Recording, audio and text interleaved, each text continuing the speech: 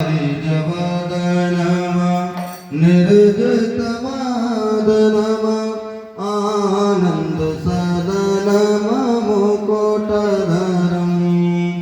गुंजाकृतिहारम विपिन विहारम परमोदारम तेरारम वल्लभपटपीतम कृतोपवेतं करनवनीतं विबोधवरं भजनन्दकुमारं सर्वसुखसारं तत्विचारं ब्रह्मपरं तत्विचारं ब्रह्मपरं शोभितमुखधूलं यमुनाकोलं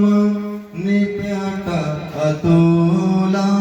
सुखदतरं मुखमण्डितरेणुं चारितधेनुं बाधितवेणुं मधुरस्वरं वल्लभ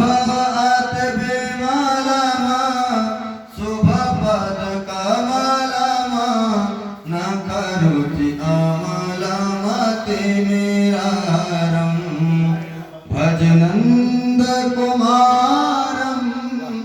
सर्वसुखसारं तत्विचारं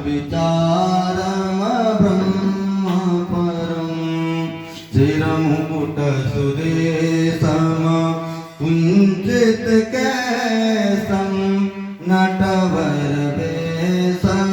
कामवरं मायाकृतमनुजं हलधर अनुजं प्रतिहततनुजं भारं वल्लभ ब्रजपाल सुभग सुचाल हृदयनुकालं भाववरं भजनन्दकुमारं सर्वसुखसारं तत्विचारं ब्रह्मपरम् इन्दिरवरभासं प्रकटसुरासं कुसुमविकासं वंशीधरं हृतमनमथमानं रूपनिधानं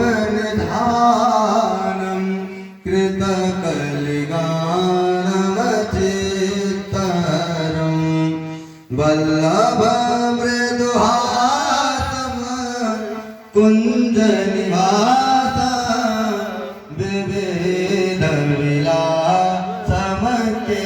विविधविलासमकेलिकरं भजनन्दकुमारं सर्वसुखसारं तत्विचारं ब्रह्मपरम् अतिपरमप्रवीणं